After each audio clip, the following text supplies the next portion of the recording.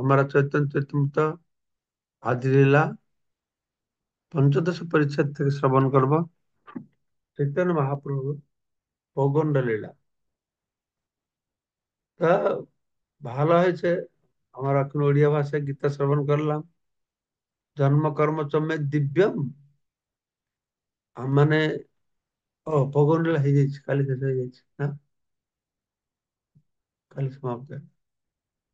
আজকে কিশোর লীলা মহারাজ, কিশোর লীলা। হ্যাঁ, হ্যাঁ, আজকে কিশোর লীলা শুরু হবে। হ্যাঁ, ষোড়শ আজকে অধ্যায়। ষোড়শ অধ্যায়,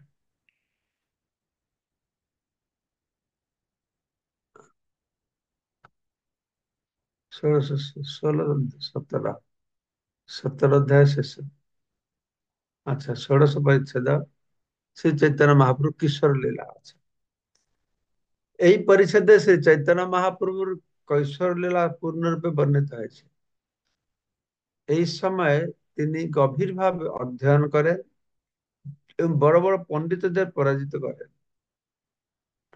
কৈশোর লীলায় মহাপ্রভু জল কেলিও করেন। অর্থ সঞ্চয়ের জন্য তিনি পূর্ববঙ্গে যান, সেখানে জ্ঞান ও আলোচনা করেন এবং সংকীর্তন আন্দোলনের প্রবর্তন করেন। তারপর তার সঙ্গে তপন মিশ্রের সাক্ষাৎকার হয়, যাকে তিনি পারমার্থিক উন্নতি সাধনের উপদেশ দেন এবং বারাণসী যাওয়ার নির্দেশ দেন।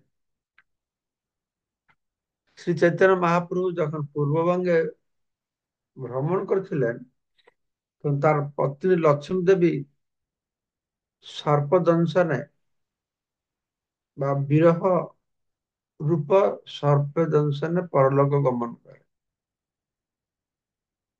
গৃহ প্রত্যাবর্তন করে মহাপ্রভু দেখেন যে তার মাতা লক্ষ্মী দেবীর পরলোক গমনে অত্যন্ত শোকাগ্রস্ত হয়ে পড়েছে।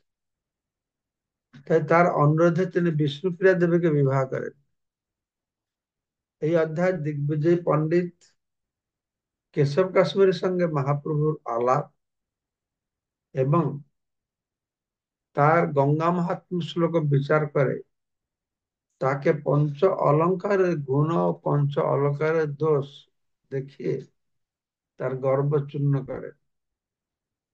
সারা ভারতের সমস্ত পণ্ডিতদের পরাস্তকারী দিগ্বিজয়ী পণ্ডিত কেশব কাশ্মীর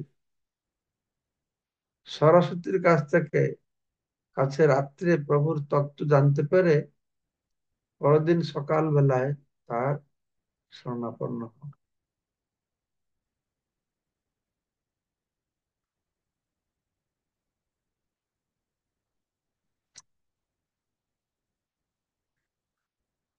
কৃপা সুধা সরিত যস্য বিশ্বম আপ্লবরস্যাপি নিচ গৈব সদা ভাতি তং চৈতন্য প্রভুং ভজে।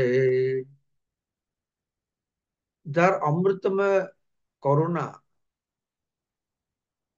এক মহানদীর মতো সমগ্র বিশ্বকে প্লাবিত করেছে এবং নদীর মতো নিম্নগামী হয়ে যার করুণা দরিদ্র এবং অধপতিতদের প্রতি বিশেষভাবে প্রসারিত হয়েছে, আমি সেই শ্রী চৈতন্য মহাপ্রভুকে ভজনা করি। কৃপা সুধা মানে কৃপার বা করুণার অমৃত, সুধা মানে অমৃত, সরিত মানে নদী, কৃপা সুধা সরিত যস্য বিশ্বম আপ্লাবয়ন্তী, সারা বিশ্বকে প্লাবন করেছে। আজকে আমরা দেখছি যখন মহাপুরুষ ছিলেন আর যখন কৃষ্ণদাস কবিরাজ গোস্বামী এই গ্রন্থ রচনা করেছেন, তখন তো আমেরিকা, জার্মান, জাপানে বা সারা বিশ্ব জুড়ে এর প্রচার প্রসার হয় না, মহাপুরুষ কৃপা পৌঁছায় না। কিন্তু না পৌঁছালেও তারা লিখেছেন যে বিশ্ব আপ্লাবন, সারা বিশ্ব প্লাবন করেছে। তো তখন আর লিখেছে কেন, এটা হয়েছে, প্লাবিত হয়েছে, সময়ের অপেক্ষা। তো শিল প্রভুপাদ এসে কিভাবে এই সমস্ত ভবিষ্যৎবাণীকে বাস্তবে রূপায়িত করেছেন। চৈতন্য মহাপ্রভু বলেছেন, পৃথিবীতে আছে তো নগরাদি গ্রাম, সর্বত্র প্রচারিত হইম্বর নাম। এখানে বলা আছে, কৃপা সুধা সুধা সরিত যস্য বিশ্বম আপ্লবয়ন্তী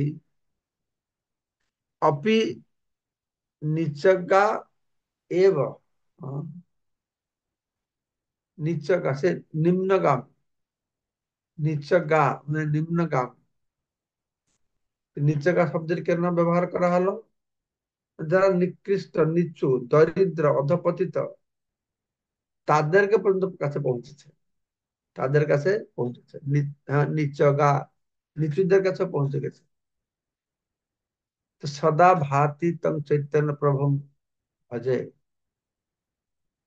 তো আমি সেই চৈতন্য মহাপ্রভুকে ভজনা করি। তার অনুবাদ প্রভুপাদ বলছেন, যার অমৃতময় কথা এক মহানদীর মতো সমগ্র বিশ্বকে প্লাবিত করেছে, ও নদীর মতো নিম্নগামী হয়ে যা করুণা দরিদ্র অধপতিতদের বিশেষভাবে প্রসারিত হয়েছে, আমি সেই শ্রী চৈতন্য মহাপ্রভুকে ভজনা করি। এখানে বলা হচ্ছে বিশেষ করে অধপতি যারা। তো মহাপ্রভু জগতে এসেছেন সমস্ত পতিত জীবকে উদ্ধার করার জন্য। তাৎপর্যতে প্রভুপাদ বলছেন, নরোত্তম দাস ঠাকুর গেছেন, শ্রীকৃষ্ণ চৈতন্য প্রভু জীবে দয়া করে সপার সদস্য ধাম সহাবত। তো তিনি প্রভু জীবের প্রতি দয়া, শ্রীকৃষ্ণ চৈতন্য প্রভু দয়া কর না, সরি, নরোত্তম দাস বলছেন শ্রীকৃষ্ণ চৈতন্য প্রভু দয়া কর মোরে, হ্যাঁ, আমার প্রতি দয়া করো। তিনি শ্রী চৈতন্য মহাপ্রভু কৃপা লাভ করার জন্য প্রার্থনা করেছেন, কেননা তিনি হচ্ছেন ভগবানের সবচাইতে কৃপাময় অবতার। তিনি আবির্ভূত হয়েছেন বিশেষ করে অধপতিত জীবকে উদ্ধার করার জন্য। মহাপ্রভু প্রকট হয়েছেন এই কারণ। পণ্ডিত, অভিমানী, জ্ঞানী, আধ্যাত্মিক, যার মধ্যে ধনের অহংকার আছে, তাদের জন্য নয়, যারা অনেক অত্যন্ত জাগতিক দিক থেকে পতিত, তাদেরকে উদ্ধার করতে এসেছে। অর্থাৎ যে যত বেশি অধপতিত, সে চৈতন্য মহাপ্রভুর কৃপা লাভের জন্য তার দাবি তত বেশি। তবে তাকে অত্যন্ত ঐকান্তিক ও নিষ্ঠাপরায়ণ হতে হবে।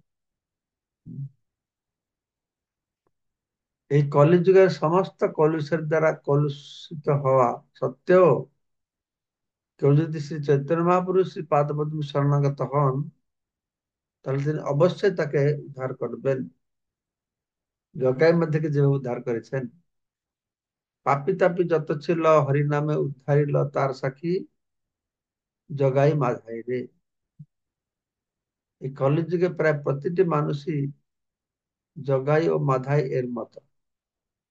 কিন্তু শ্রী চৈতন্য মহাপুরুষ সংকীর্তন আন্দোলন মহানদীর মতো প্রবাহিত হয়ে সমস্ত জগৎকে প্লাবিত করেছে এবং অতি নিচু যার নিচে তাদের কাছে পৌঁছে গেছে। তার ফলে আন্তর্জাতিক কৃষ্ণ ভবান্ত সংঘ অত্যন্ত সাফল্য সহকারে সমস্ত অধপতি জীবদের কলুষ মুক্ত করে উদ্ধার করছে। তো আন্তর্জাতিক কৃষ্ণ ভাবানুক্ত সংঘ ভগবানের করুণার প্রকাশ। ছিল প্রভুপাদ এই আন্তর্জাতিক কৃষ্ণ ভাব সংঘ যদি গঠন না করতেন, তাহলে সারা পৃথিবীর মানুষ এইভাবে কৃষ্ণ ভক্তি লাভ করতে পারতেন। জয় জয় শ্রী চৈতন্য, জয় নিত্যানন্দ, জয় দৈত্য চন্দ্র, জয় গৌর ভক্ত বৃন্দ। জিয়াত কৈশোর, জিয়াত কৈশোর চৈতন্য মৃत्युमत्या গৃহাশ্রমা লক্ষ্ম্যার্চিতো অথ বাগ দিব্যা দিশাং জয়ী জয় ছলাৎ। শ্রী চৈতন্য মহাপ্রভুর কিশোর বয়স জয়যুক্ত হক, জিয়াত कैशोर चैतन्य। चैतन्य महाप्रभु एक किशोर बयस जय যুক্ত হন। তো লক্ষ্মী ও সরস্বতী দেবী উভয়ই তার আরাধনা করেছিলেন। লক্ষ্মী দেবী তাকে গৃহে অর্চনা করেছিলেন। এই দিগ্বিজয়কে পরাস্ত করার ফলে সরস্বতী দেবী তাকে অর্চনা করেছিলেন। যেহেতু তিনি হচ্ছেন লক্ষ্মী ও সরস্বতী উভয়েরই পতি বা প্রভু, তাই আমি তাকে আমার প্রণতি নিবেদন করি। এই তো কৈশোর লীলার সূত্র অনুবন্ধ, শিষ্যগণ পড়াইতে করিলা আরম্ভ।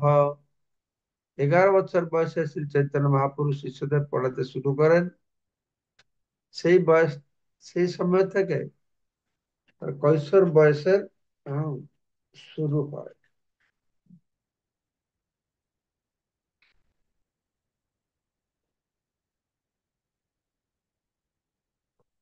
ঠিক আছে, আজকে আমরা এই 4 শ্লোক পাঠ করলাম।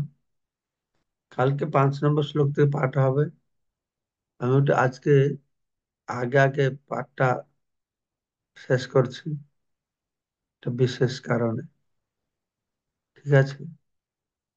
বাঞ্ছা কল্পতরুভ্যশ্চ কৃপা সিন্ধুভ্যেব চ পতিতানাং পাবনেভ্যো